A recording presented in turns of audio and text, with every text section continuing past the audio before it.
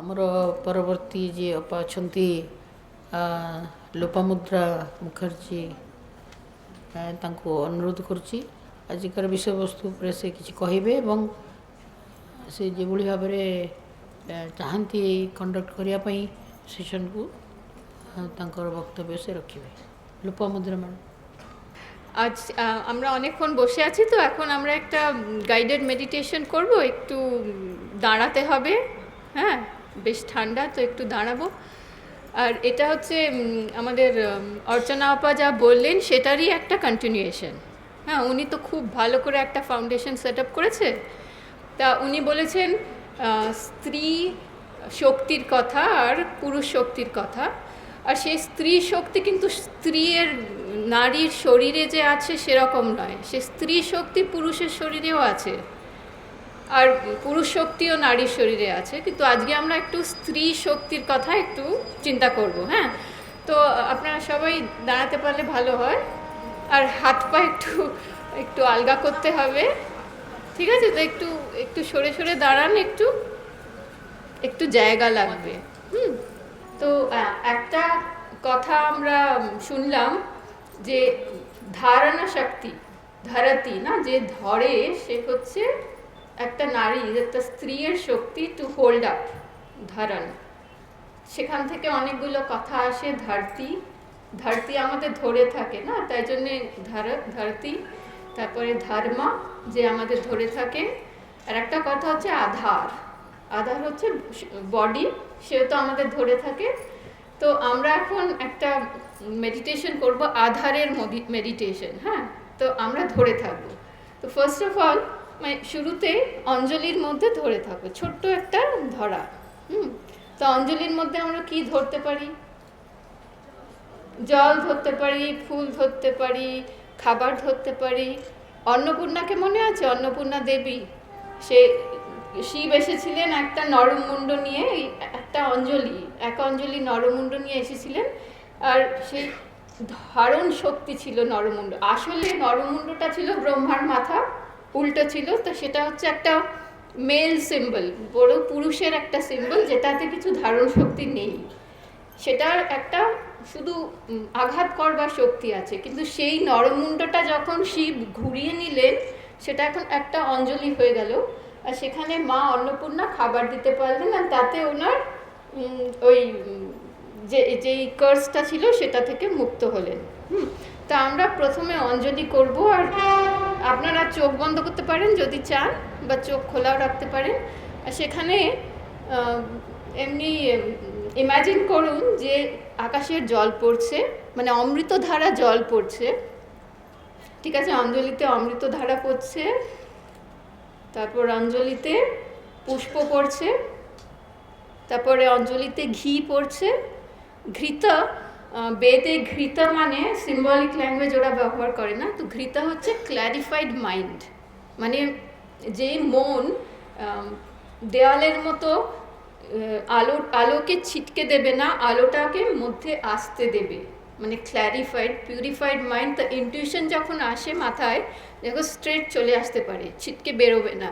তো সেই ঘিলুটাকে, মানে ব্রেন ইজ গ্রে ম্যাটার না, লাইক ঘি, তো সেটা যখন ক্ল্যারিফাইড হয়ে যায়, বাটার থেকে ঘি হয়ে যায়, তাই জন্য বলে যে মাইন্ড ইজ রেপ্রেজেন্টেটিভ অফ ঘি, অর আদার ওয়ে রাউন্ড, মানে ঘিটা মনের রেপ্রেজেন্টেটিভ। এখন তোমার অঞ্জলিতে ঘি পড়ছে, এখন মধু পড়ছে, বলে মধুবিদ্যা, নো, বেদকে বলে মধুবিদ্যা, কেননা সেই বিদ্যা দিয়ে মধুরতা আসে, নট শুষ্ক বিদ্যা, সেই বিদ্যাতে অনেক রস আছে। তো সেটা পড়ছে হাতে, ঠিক আছে? এখন অঞ্জলিটা বড় করবেন, আস্তে আস্তে বড় করবেন, বড় আধার হয়ে যাবে। হ্যাঁ হ্যাঁ, বড় বড় আধার করুন। এখন এই আধারে অনেক বেশি একই জিনিস পড়তে পারে, আলো পড়তে পারে। তা আমাদের ধারণা শক্তি বাড়ছে। হ্যাঁ, এটা হচ্ছে মহিলা। আর দেখবেন অনেক মানে গ্রিক মাইথোলজিতে যেমন ডেমিটার বলে একজন মহিলা দেবী আছেন, যিনি হচ্ছে ধরতি মাতা, আমরা যাকে পৃথিবী বলি। ওনার সিম্বল হচ্ছে এরকম একটা বিশাল একটা এরকম ধারণা জিনিস, আর যার মধ্যে অনেক ফল ফুল আছে, সেই হচ্ছে মাতা। তো মাতা ধরে থাকে। আর আমাদের সভ্যতাতে আমরা মহিলার জন্য কীরকম সিম্বল ইউজ করি, মঙ্গল ঘট না, কেননা মঙ্গল ঘট ধরতে পারে সেই অমৃতে। তো সেই মঙ্গল ঘটে আমরা অনেক কিছু ধরে আছি। তাই জন্য স্ত্রী শক্তি হচ্ছে সাস্টেনেবিলিটি, মানে যেটাকে ধরে রাখতে পারে, পৃথিবী ভালো করে, যে সেটা আপনারা জানেন বোধহয় ইকোলজিতে সাস্টেনেবিলিটি ডেভেলপমেন্ট গোলস বলে, SDG।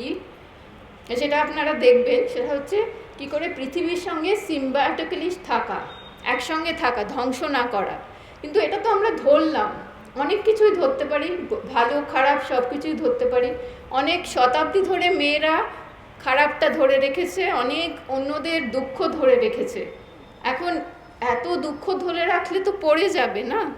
তা এখন সেই দুঃখটা ফেলবার জন্যে আমাদের মধ্যে থেকে অনেক আলো বার করতে হবে, আনন্দ বার করতে হবে। তো সেই আনন্দটা দুঃখটা ফেলে স্পিল ওভার করবে। হ্যাঁ, তা স্পিল ওভার করার জন্যে আমরা একটু হেল্প করব, ঠিক আছে? তা একটা হাত উপরে থাকবে, একটা নিচে করে দেবেন, ঠিক আছে? তা এরকম করে স্পিল ওভার করতে সুবিধা হয়। আর মাথাটা যদি আপনারা ডান দিকে করেন, ভগবান যদি আপনার সাথে কথা বলে, এমন যেন আপনি শুনছেন কান দিয়ে ভগবান কি বলছে। হ্যাঁ, ভগবান যা বলছে সেটা আমরা ধারণ করছি, ধারণ করে হৃদয়ের মধ্যে দিয়ে পাস করছি মাটির দিকে, যে নেবে তাকে দিচ্ছি। সেই একই জিনিস আপনারা যদি ঘুরে ঘুরে করে, ঘুরুন পারলে। হ্যাঁ, আমরা এমনি হাত ধরে, আমি ওখানে এসে করবো, আমি কথা বলবো না।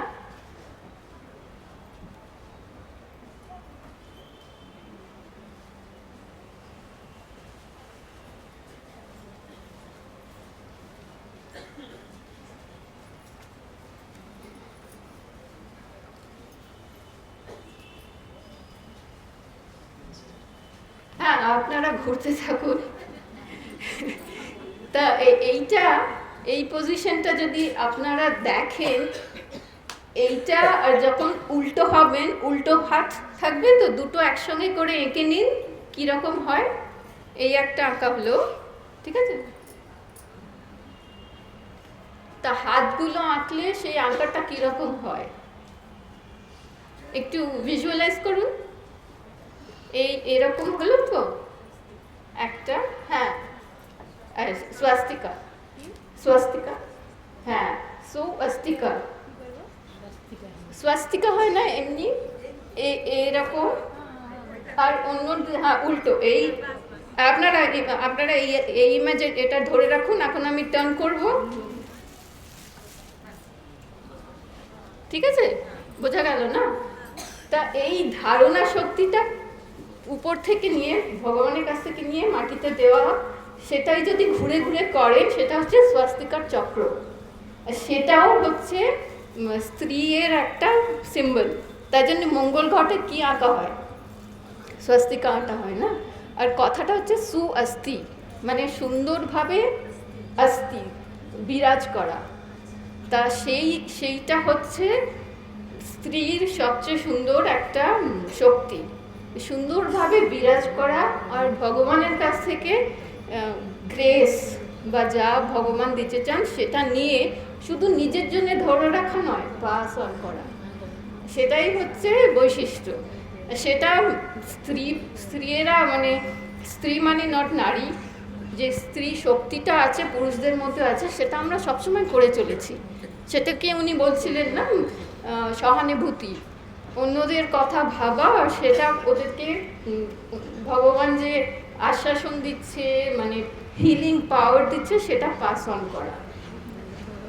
আর যদি আপনারা শ্রী অরবিন্দের সাবিত্রী পড়ে থাকেন, সে শেষের দিকে এই জিনিসটা খুব স্ট্রংলি আছে, যে ভগবান সাবিত্রীকে একটা বললেন যে আপনি মানে এত দূর এসেছেন, যখন কোনো মানব আসেনি, মানব কেউ আসেনি, আপনাকে আমি বোন দিচ্ছি।